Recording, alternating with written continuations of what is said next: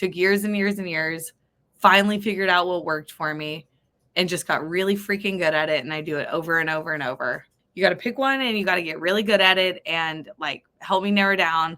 And then I was introduced to the BRRRR method. So you're listening to Real Estate Coffee Talk. I'm your host, Sarah Hilton, and this is your weekly live coffee date with the who's who from every corner of the real estate industry.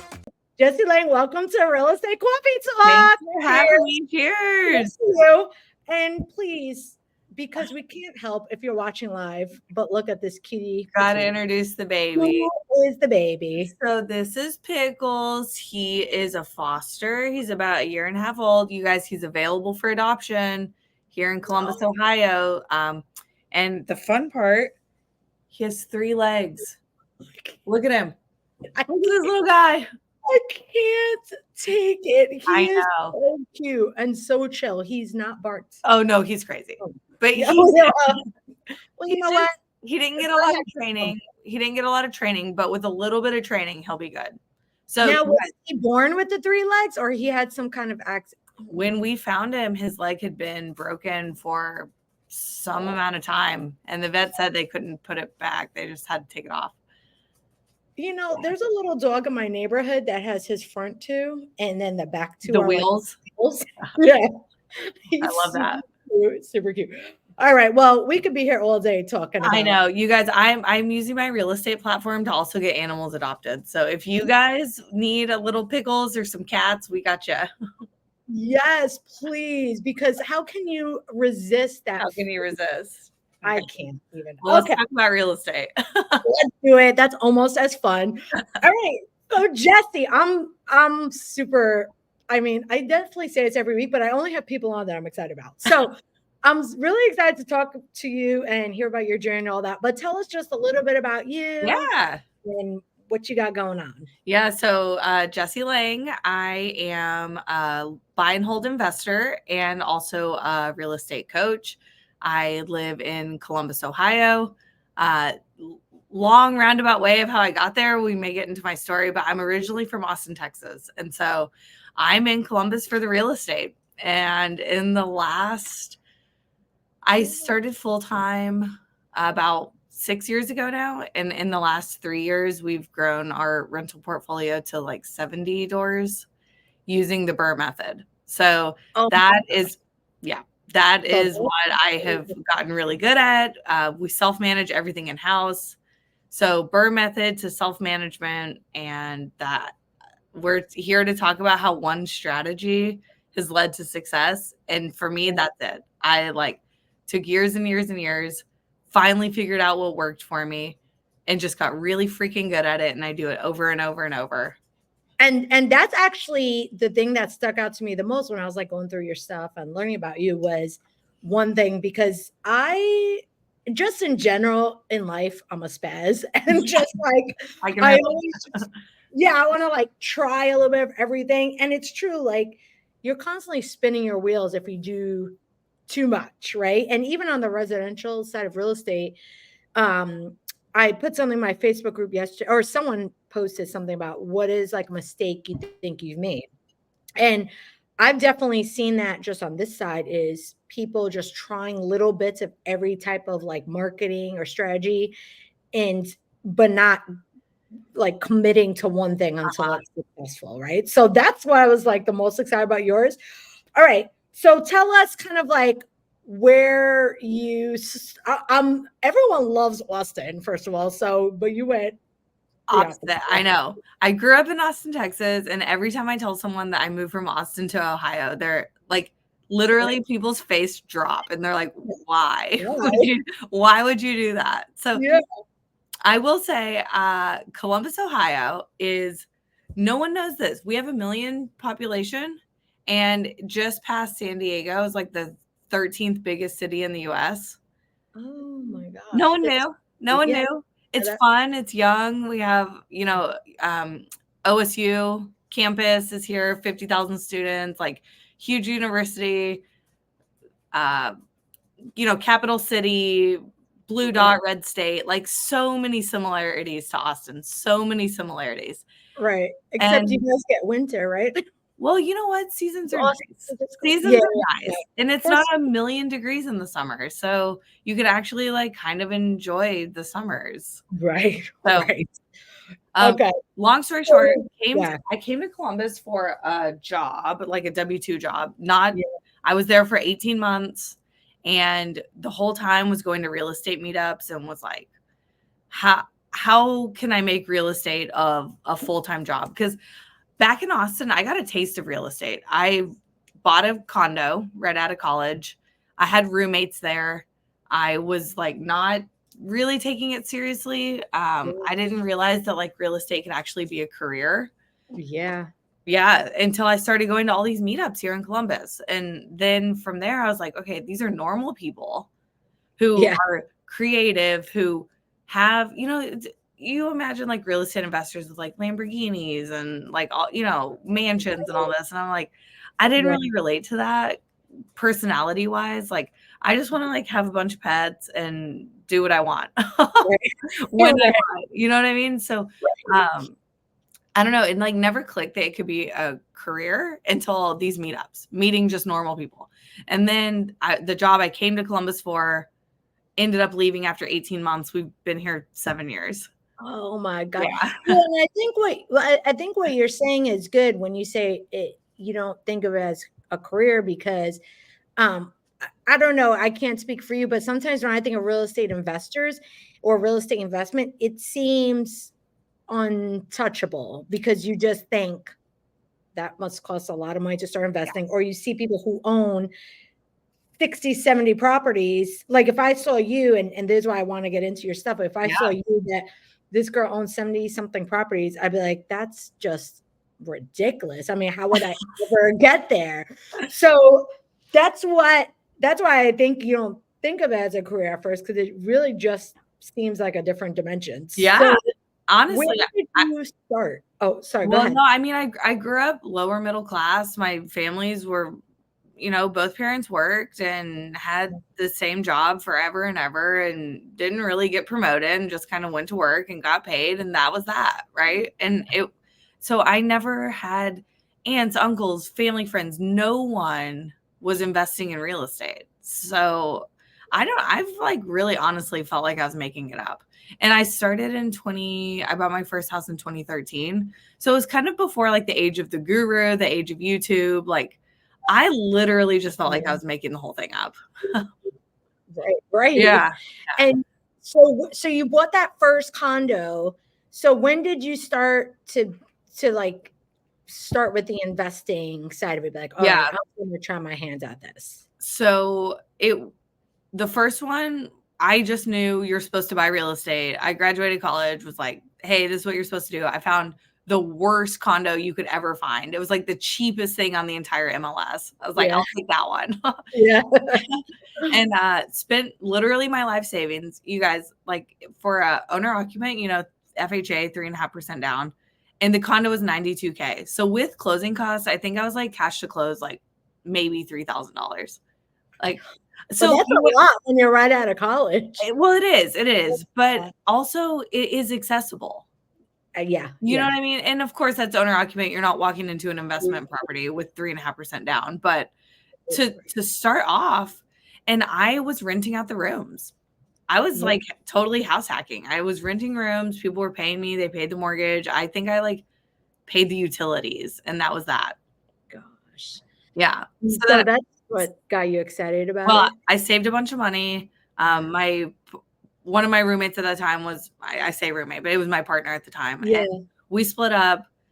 I knew I didn't want to live there, like emotionally. I knew that it would be crazy to sell it because it's Austin, and I knew that I absolutely like couldn't just pay a mortgage on a property that no one lived in. You know what I mean? So I was like, well, shit. Excuse me, sorry. Well, I don't. I was like, shoot, how do I keep this thing? And so in the span of 2 weeks, I was like living my life to having 4 college boys renting out my condo that like I love so much. Yeah. So it all happened so fast, but I actually bought another house and I did the same thing. So I knew that I had one long-term rental and then roommates at the one I lived in. And then I knew it was awesome. So I did it again. So at one point we had 3 houses in Austin that I had roommates where I lived and 2 long-term rentals. Right. And so like I had a taste, right? But all of these were conventional purchase, owner occupant financing, like nothing fancy.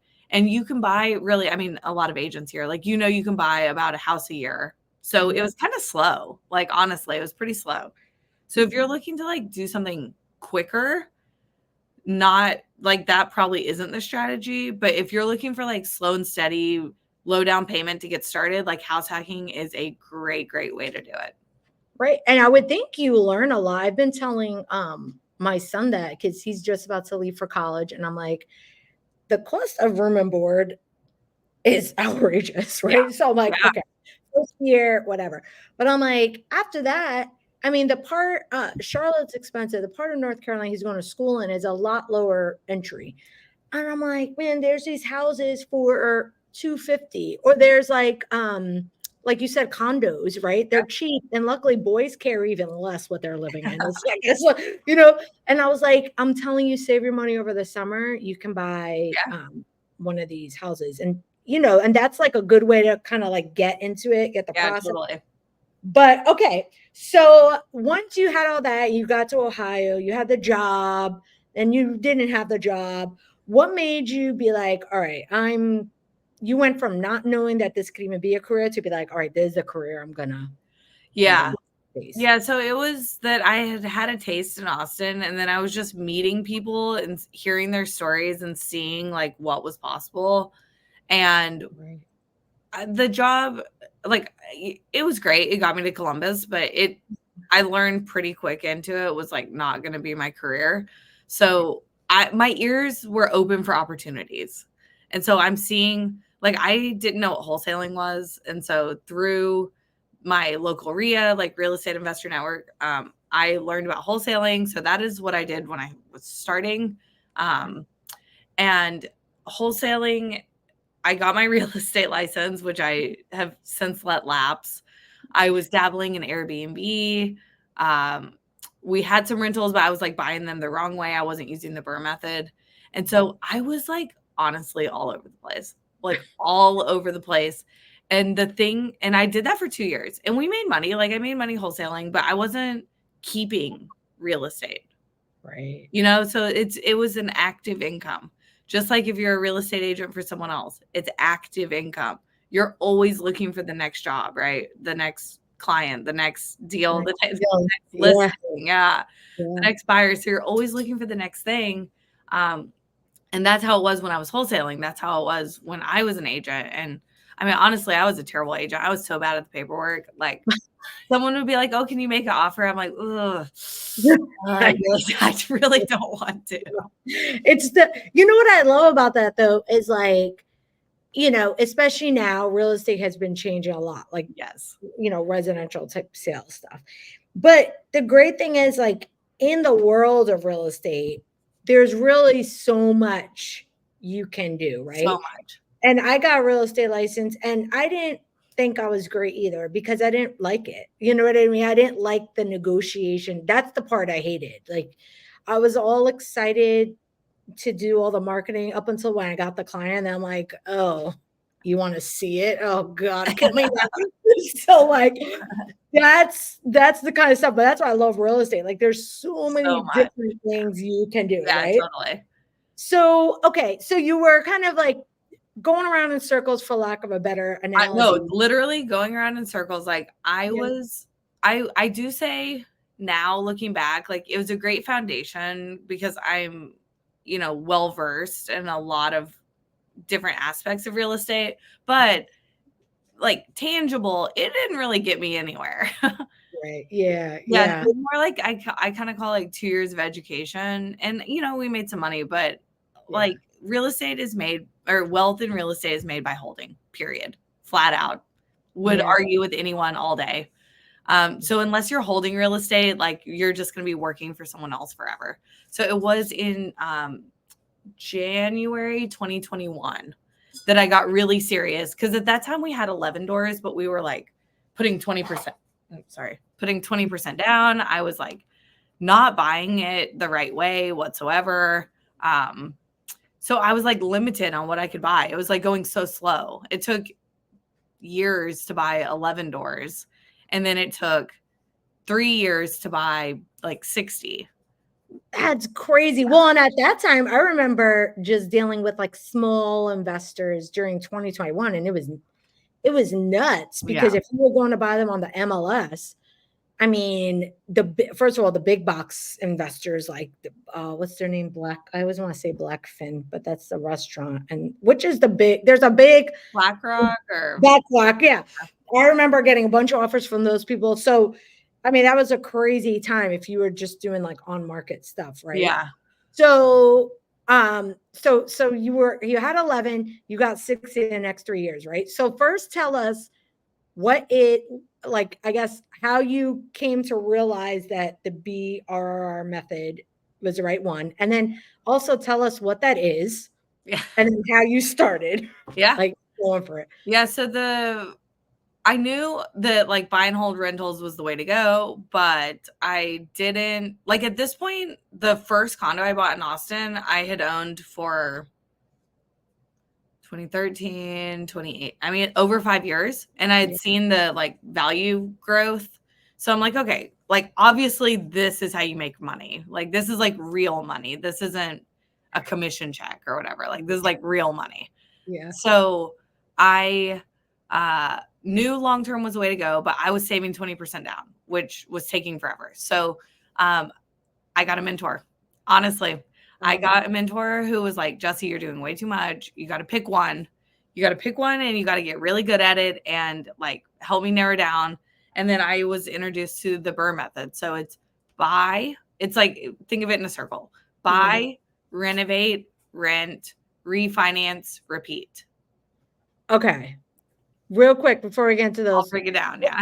When she was showing, or when he or she was showing you your mentor, like, did she tell you this is the method you should do, or did she kind of present some options? And then if so, why did you choose the BRRR method? So it was like a unofficial, it wasn't like a paid program or anything. So it's pretty unofficial. I just like would call him up and be like, Brad, what should I do here? What should I do? Yeah. So it was, there wasn't like a plan really. I that would have been nice, but he helped me figure out, you know, what's worked for me in the past, where my skill set is, what I like doing. And it really was long-term rentals. And he told me like the biggest piece of advice in the whole thing was like, pick one. It doesn't matter what the strategy is necessarily, but like pick something and get really good at it and do it over and over and over. Okay. So that was the plan. Such great advice. Yeah. Sarah, you should be listening. Okay. So buy, renovate, rent, refinance. Repeat. Is that all of them? Repeat. Okay. So tell us kind of like where you start, right? Yeah. So you buy stuff. You were buying like mostly on market properties and all that stuff. So how did your strategy change with the BRRR method? So the buy, typically on a BRRRR, you're looking for the possibility to force value in the property through a renovation. So when you're buying, you're looking for something that needs cosmetics, mechanicals, potentially even structural, depending on your like skill set. Yeah. And you just need to be able to like force value to the property. Okay. So we were doing our own direct to seller marketing still. So instead of wholesaling it, I was like keeping the deals. Okay. And then you renovate it. So you make the renovations up to market standard.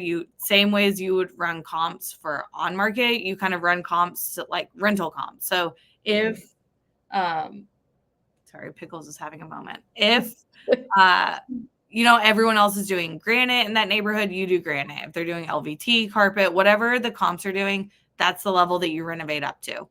Okay. No less, no more. You want to be right there with comps.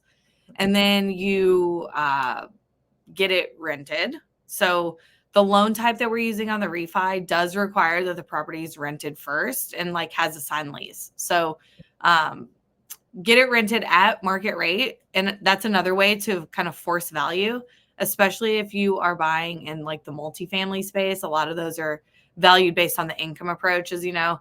And so if you force the increase in rent, then that's going to increase the value as well. So between market rate rent and renovations, we force the value from what we bought it more than like, so you say these are Columbus, Ohio prices, but say you buy it for 100, you put 30 into it. You don't want it to be worth 130. Like that's not enough, right? You didn't force the value. So now you want it to be worth 160. You put 30 in, but you force 60K in value. Right. Okay. Oh my gosh, it's so interesting. All right. So when you are doing this, I guess my first question would be, if I thought of using this method myself, is, but I can barely hang a picture straight on my wall, right? So like, how much did you know about renovation? Are you or your partner doing this stuff together? Did you have a team?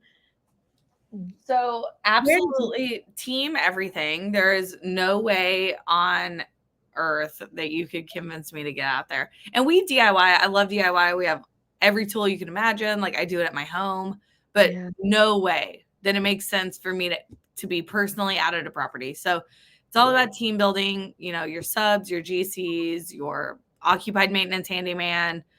We have like, that is something I am talking about constantly is my team and how I could not do my job without them. Like pretty much everyone that I work with, I'm on a text basis, and we buy a property, I text 3 people, and it kind of like, it just is like a domino effect from there. It just like happens.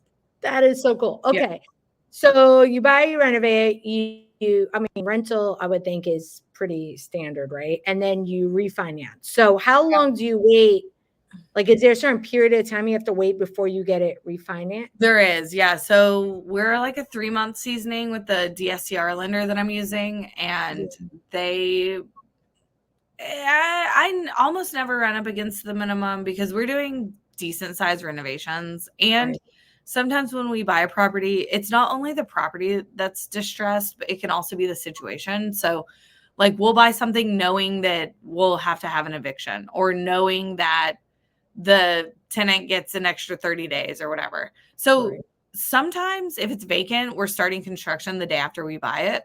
But if it's not vacant, which also happens quite often, there's a period of time before you can even start renovation, plus getting it leased. So the 3 months like really isn't that. We never really run up against the seasoning. Okay, so I know you said you're going direct to seller. So are you kind of like sending out postcards? Are you calling? How are you finding these people? Yeah, so I'm not gonna lie. Say Q1 of last year, I stopped doing direct to seller. After 4 years. And the reason is it was just such an emotional grind. And I know that you can hire people, and I know, you know, and we did. I had a team, I had an office and all this stuff, but the emotional weight on your shoulders of like always looking for the next thing. And you could probably go back and forth and argue either way on how you feel about like wholesaling or direct to seller.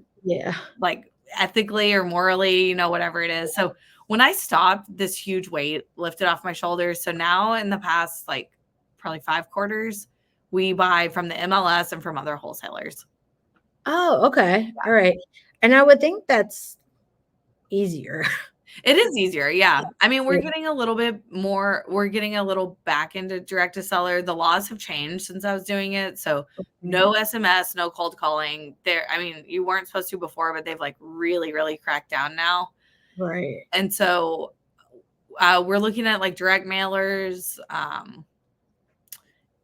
direct mailers. And then there's like inbound leads that someone else does your like pay-per-click, and then you just buy the lead. They're like vetted. Like, do you guys have like around here? I see like poster board signs just stapled on a tree. All bandit signs. Bandit signs. Yeah, I'm always like, man, I wonder, you know. And I mean, I guess they look tempting for the right situation, but it's just like, I don't know if I'd want to be dealing with someone who had like the, you know, paper signs on the. But they must work because they definitely work all the time. Okay. They work. Okay, so I love this. So in the last how many years? You said 3 years? Yeah, since January 2021, I got serious on the BRRRR method. Holy crap. Okay, so for 3 years, you added 60 something homes to your portfolio. Yeah. Like, how the hell? That's my math sucks. That's like 20 homes a year. Yeah, we were That's averaging the first 2 years like 25, and then last year, just with rates, there were like fewer deals. So we were about 15 last year and 25 the 2 years before. All right. So you got so basically when you refinance stuff, you're freeing back up money for yourself, Yeah. right? So you're not having to buy everything in cash and all that stuff. Correct. So Um, that is the BRRRR method. So when the idea is that when you refinance, you're paying off either your private money lender or your hard money lender, and then you are able to recycle that money to go buy again. okay. Yeah. All right. And then how the hell do you manage 60? All I think about is tenants, right? So like how if you have 70 doors, right? I know you call it passive income, but Oh, it's not passive. oh, okay. I was No. gonna say, like, how much work is that? Like, how do you handle? Because you self-manage everything. So how do you handle Yeah. 70 families or whatever? So when people hear the term leverage, often you're just thinking about like financial leverage, but there's also like human capital, human leverage. So I have a team. And Oh, okay. so when I say like we self-manage, it's in-house. I make all the final decisions, but I'm not the one actually like going out and like talking to our Oh, residents or anything. Yeah. they're not like my toilet is stopped up. Well, no, I mean I see them. I Yeah, see like when they come through because I just want to have like a, finger on the pulse of like what's going sure. on. But I'm Yeah. not the one like scheduling the maintenance or doing anything. Oh, okay. All right, good. I'm glad I asked because I was like, how does she possibly keep up with that? Because I mean, to be fair though, I have a girl, so it's all team. I have a girl that works for me and she has the last 2 years. I like yeah. helped her. I taught her property management basically. And so she knows my system very well. She's like less than 30 hours a week And to me, less than that. And that's like with helping with refis, helping with inspections like that. I mean, that's everything. She does like part of our QuickBooks, like that's everything.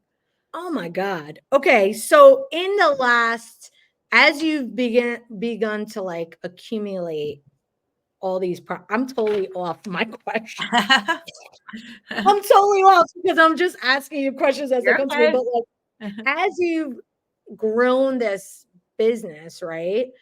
Like, I'm so old. A question just left me. Okay. So, okay.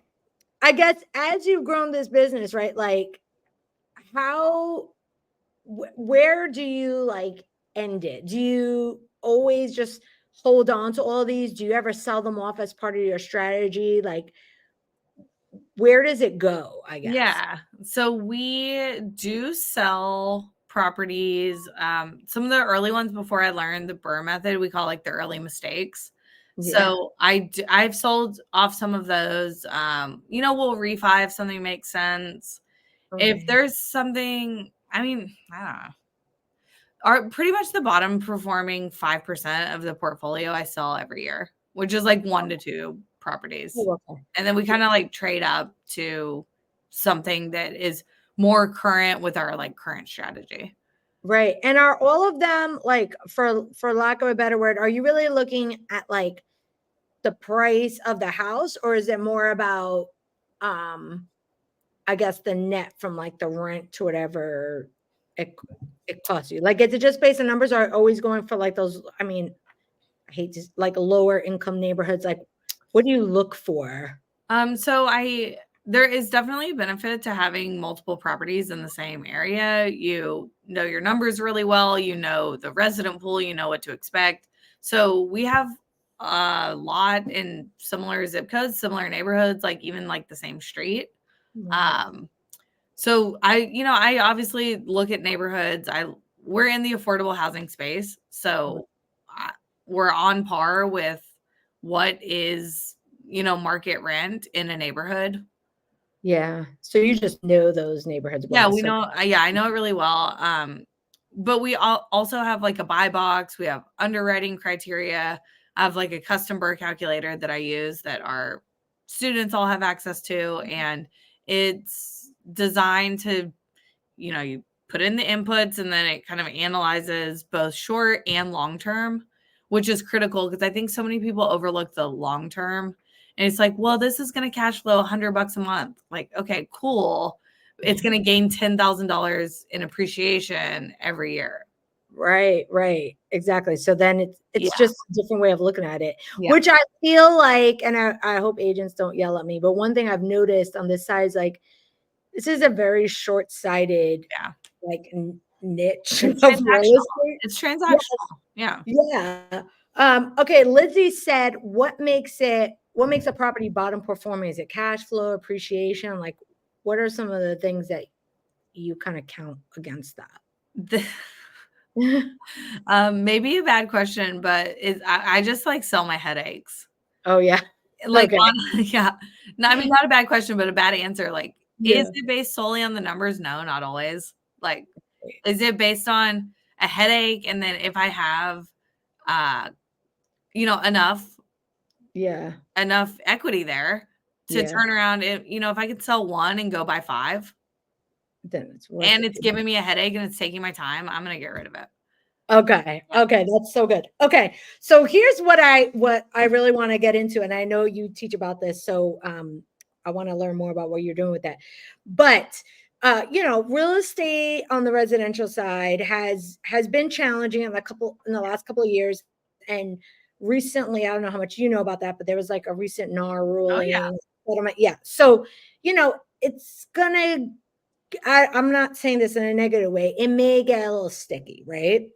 But also, I think even aside from that, and I say this all the time, but I've seen a lot of realtors, myself included, who have built a job instead of like a business, right? So we see people investing in all this stuff, but what would you say to like the agent who maybe want to explore this as another source of income and maybe feels like it's out of touch or they don't know about like where can they start? And is it possible for most people? It's 1,000,000% possible.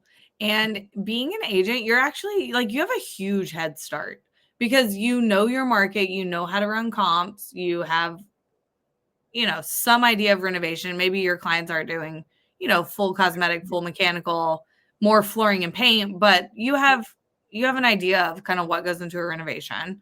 Um, you have lender contacts, you have title contacts, like you're plugged into the real estate community already, which goes so far. All you really need, you're like 90% of the way there by being an agent already. But you just need like the recipe for the long-term buy and hold, right? Right. It's like you just need to know, okay, I am looking for this type of property. I'm going to use this type of financing and do these renovations, rent in this specific way, refinance, and just do over and over and over. But like honestly, you're almost there, really. Right. I love that. And I love that you just make it seem like doable because even when you work in real estate, you just don't think you see just investing as like a whole different monster. But if you think about like one commission check Yeah, could be a down payment on a house. totally. So the other thing I want to know from you is like with interest rates, where they are, what are some of the best ways like agents can find deals or I guess what are you doing to kind of work your way around that? So I think like anyone who's still buying right now is just taking a haircut on cash flow. Like Right. that, it is what it is. Cash flow is low, but Mhm. there's really four main benefits of owning real estate. So there's cash flow. Okay. Oh gosh, my little thumbs up. There's cash flow. There's Yeah. appreciation, which is the natural increase in value over time. There's principal pay down. Someone else is paying your mortgage down every single month in the form of rent. And then there's tax advantages. So of those four, probably the least sexy already was cash flow. And that's before rates. So if you're buying solely for the cash flow, like I would potentially reevaluate, because one, turnover can truly, I mean, just eat your entire year's worth of profits, like Right. truly. And that's a regular turnover. Like Yeah. if someone like kind of trashes Without the going to place, court.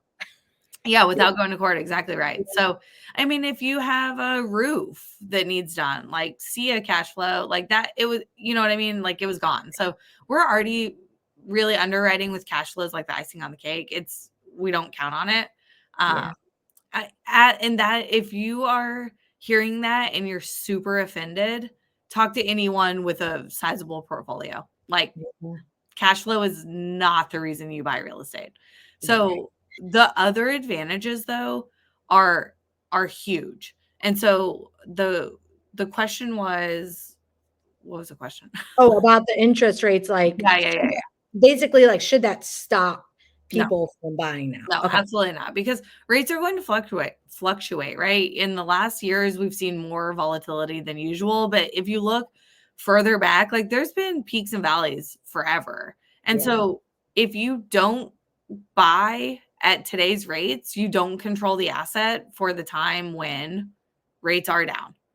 So Yeah. then rates are down, and then now everyone's coming out of the woodworks, and now you're fighting with people. And yeah, okay, maybe the you get 2 points better on your rate, but you paid 50K more for the house, so you're going to net out at the same place. So just buy less when we have less competition, or buy for a lower purchase price with less competition.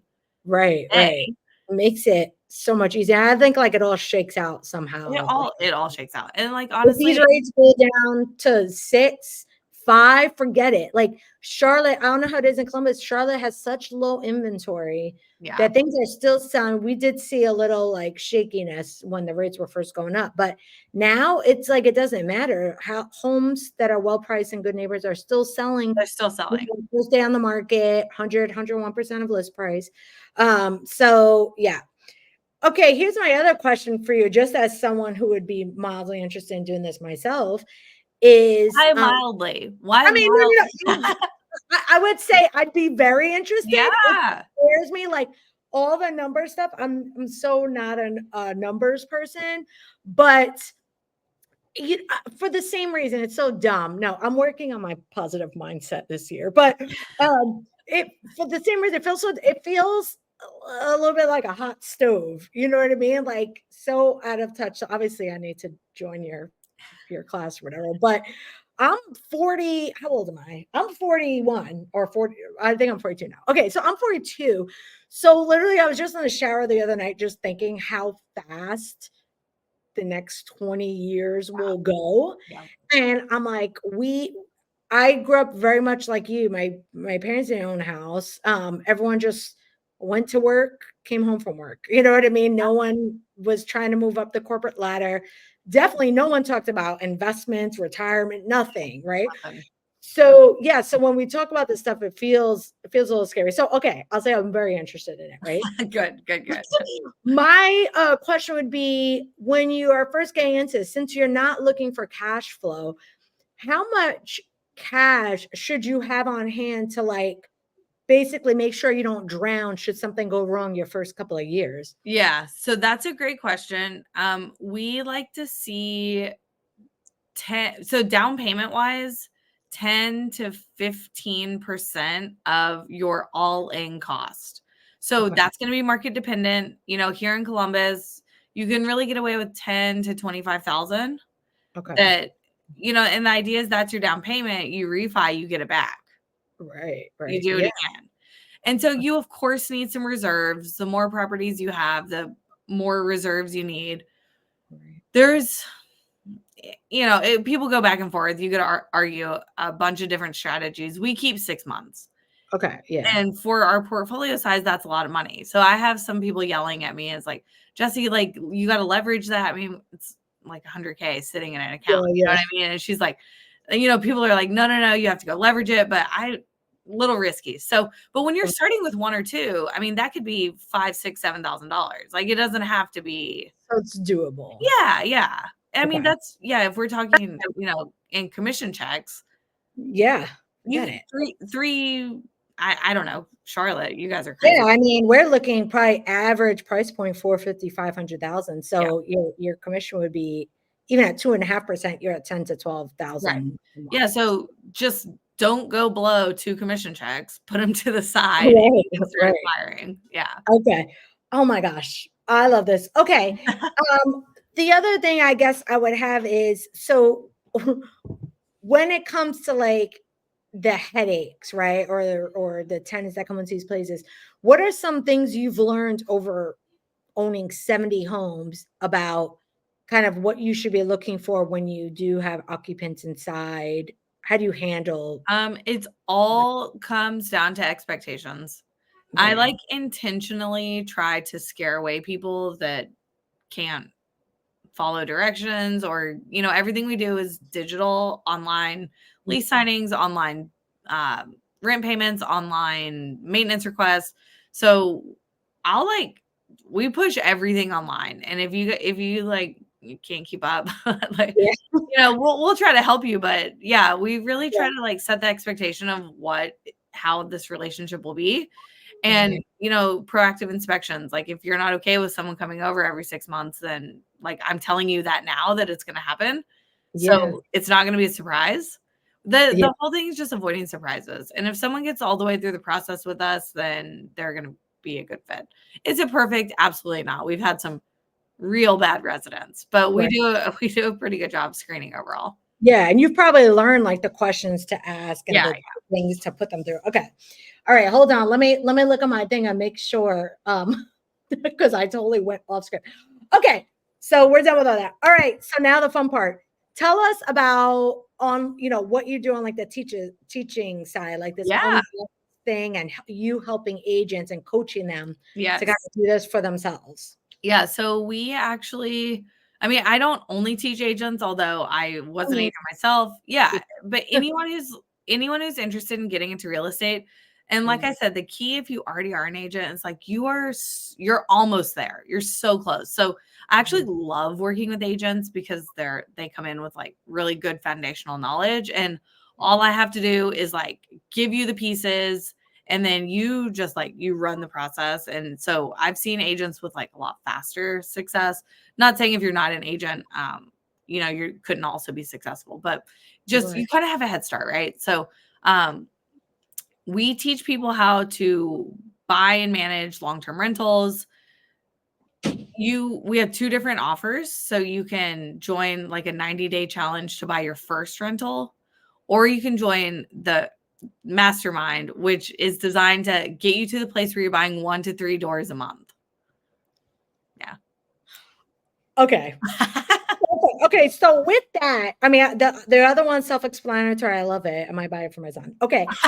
So for the people that are buying 1 to 3 a month, are you like what kind of experience do these people have, and what sort of success are they seeing? And does it matter where they are in the country? Because I mean, that's what I've come up against. Like Charlotte is freaking expensive. Yeah. The secret's out, right? Austin too, same thing. Austin's expensive. So like, does that even matter? Can they buy elsewhere, or can they find deals in their city? So I think there are deals everywhere, but obviously there's markets where the rent just could not support a mortgage. Right. Market rent is not enough to pay that mortgage. And so, you're not going to lose money every month. So, yeah, it doesn't make sense. And so, I think that there are deals everywhere, but there's obviously markets that are like better for rentals. They have more, landlord friendly housing laws, and just for various reasons, like make more sense for rentals. So even if you don't live in one of those cities, like you can build a team, you can invest. The critical role we call boots on the ground. So it's someone who is not your real estate agent, not your contractor, not anyone who could potentially have their own interest. Yeah. It is someone who literally is the physical version of you Yeah. in that market. So you could say, hey, I need to do a video walkthrough. And instead of having your contractor do it, you send your boots on the ground. So as long Yeah. as you have that role that you like can build trust with and build a good working relationship. Like, obviously it's going to cost you a little bit more than if you went to go do it yourself. But I mean, I don't know, depending on what your day job is, I could debate that you shouldn't be doing it anyways. I don't own my own properties Right. in my own neck of the woods. I would be the wrong person to go look. And then like when they're, I guess when you're in your course and stuff, are you telling them what to even look for in the properties they buy, like for people who have no knowledge of that? Yeah, so if you're thinking about like the 90-day challenge, it is exactly that. You go from newbie to property owner in 90 days. Each week is themed, so there's like money, deals, numbers, team, offers, due diligence. Like each week has a theme, and you move through the process. There's homework, so you turn in your homework every week. We have a group call, and you get all your questions answered. And I mean, we've had people. The idea is that you buy your first one and then you join the mastermind afterwards and you scale, right? So you get the first one under your belt, you understand the process. Now it's time to scale. And so in the mastermind, we've had people quit their W-2s. We've had students, Jordan, she was just on my live stream. She went from 0 to 9 doors in like 8 months, like crazy. Yeah. And she was an agent. You guys, she's an agent first. Yeah.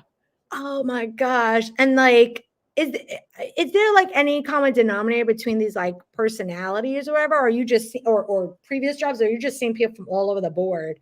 I mean, you have to have a relatively high risk tolerance. Just, I mean, I think if you're an agent, you probably already do because you're an entrepreneur. So, right, you know what I mean? Like you have to be able to be a self-starter. You have to be ambitious. You can't get overwhelmed by one little bump in the road. Like there's going to be a million bumps in the road. Yeah. Okay. It's part That's of so good. Yeah. Just selfishly, here we go with me and all my ideas, but like my wheels are spinning because like I said, when my son's going to college, it's a town in North Carolina it's a college town. You know what I mean? It's not. Yeah, he's going to ECU, so it's Greenville, North Carolina. Okay. So the only thing that it's a key.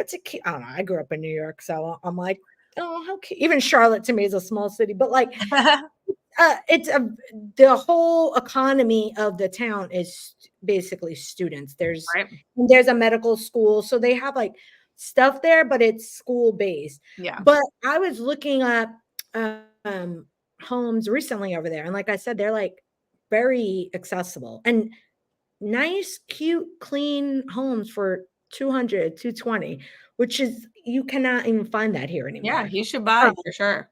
Yeah. So like now my wheels are spinning, and he's going to school for entrepreneurship. So he just needs to. I'm like, oh yeah, with you. Yeah, sir. Yeah, send him over. Send him over.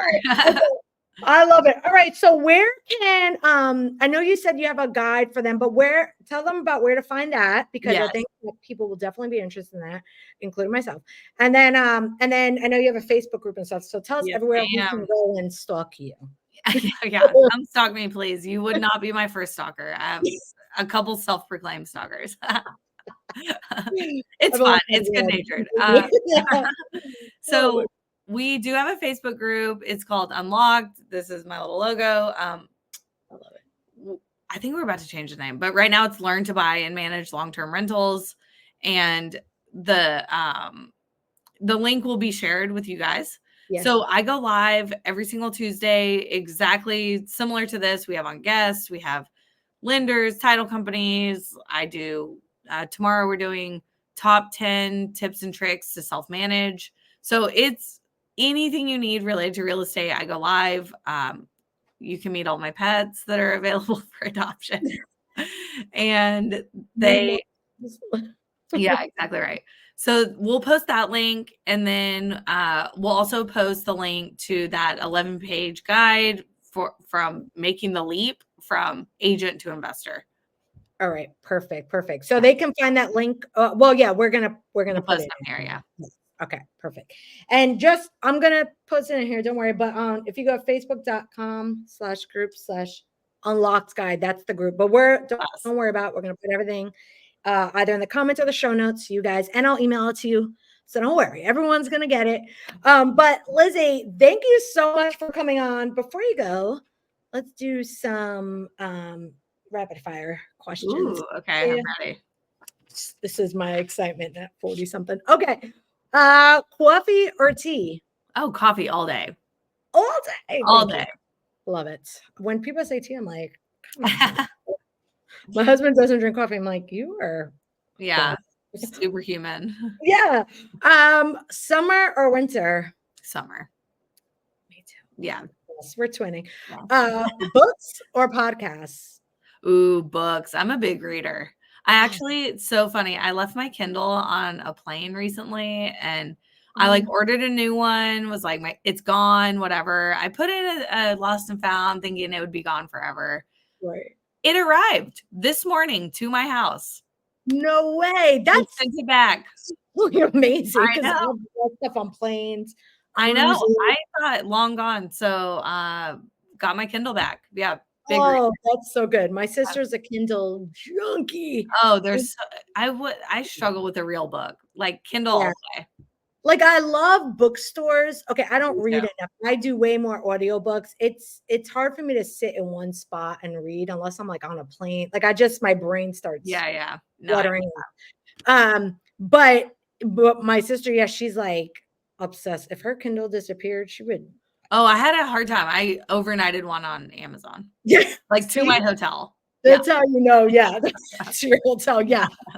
Yeah. Cause then you're like, what are you going to read on the way home? Or like my husband got on a flight last week for work and he forgot his AirPods. I'm like, no. I would go pay whatever they charge me in the airport because I would die just like staring at everyone for 3 hours. Oh my gosh.